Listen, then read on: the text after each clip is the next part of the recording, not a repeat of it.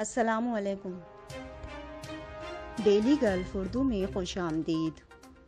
اعلیٰ اسلامی اصولوں کی پاسداری پر مصری شہری کو عجمان پولیس کا زبردست خراج تحسین، راستے سے ملنے والی رقم بغیر کسی تبدیلی کے پولیس کے حوالے کر دی۔ ابوظہبی میں تقریبات، اجتماعات اور پارٹیوں پر سخت پابندی عائد کر دی گئی۔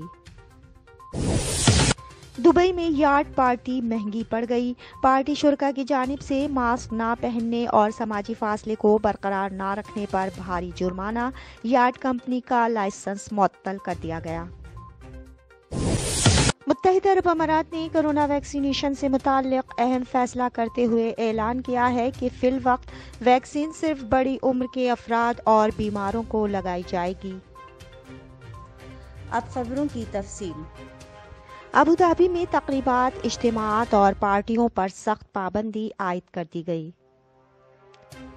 تفصیلات کے مطابق UAE میں کورونا کیسز میں اضافے کے پیش نظر ابوظہبی نے بھی ہنگامی طور پر تقریبات، اجتماعات اور پارٹیوں پر سخت پابندیاں عائد کرنے کا اعلان کیا ہے۔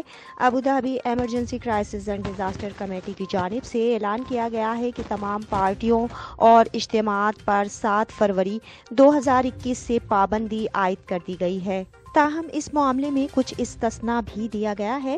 کمیٹی کی جانب سے کہا گیا ہے کہ تمام شادی کی تقریبات اور خاندانی اجتماعات میں صرف 10 افراد شریک ہو سکیں گے۔ اس کے علاوہ وفات والے گھر اور نماز جنازہ میں 20 سے زائد افراد کو شریک ہونے کی اجازت نہیں ہوگی۔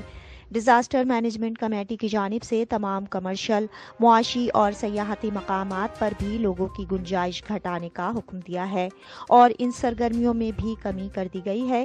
کمیٹی کا کہنا ہے کہ اگر کسی جگہ پر کورونا SOPs کی خلاف ورزی نظر آئے تو اٹارنی جنرل کو اطلاع کی جا سکتی ہے، جبکہ حکومتی اداروں کی جانب سے بھی عوامی، تفریحی اور کاروباری مقامات پر انسپیکشن بڑھا دی گئی ہے۔ اعلیٰ اسلامی اصولوں کی پاسداری پر مصری شہری کو عجمان پولیس کا زبردست خراج تحسین، راستے سے ملنے والی رقم بغیر کسی تبدیلی کے پولیس کے حوالے کر دی۔ تفصیلات کے مطابق عجمان پولیس نے ایک مصری شہری کو زبردست خراج تحسین پیش کیا ہے، جس نے راستے سے ملنے والی رقم بغیر کسی تبدیلی کے پولیس کے حوالے کر دی۔ میڈیا رپورٹس کے مطابق 41 سالہ مصری شہری نے دیانتداری اور اسلامی روایات کی پاسداری کرتے ہوئے امارات کے کمرشل سینٹر میں واقع پارکنگ میں بڑی رقم دیکھی تو اس کو ویسے کے ویسے ہی الجرف پولیس اسٹیشن کی انتظامیہ کے حوالے کر دیا۔ اس موقع پر مصری شہری کا کہنا تھا کہ میرا مذہب اسلام مجھے دوسروں کی رقم اور دیگر مادی چیزوں پر ملکیت ظاہر کرنے سے منع کرتا ہے۔ اس حوالے سے director Al Jurf police station captain Faisal Ali Matrooshi نے بتایا کہ محمد سعید محمد نامی مصری شہری کو چائنا مال عجمان کی پارکنگ سے کسی کی کھوئی ہوئی رقم ملی۔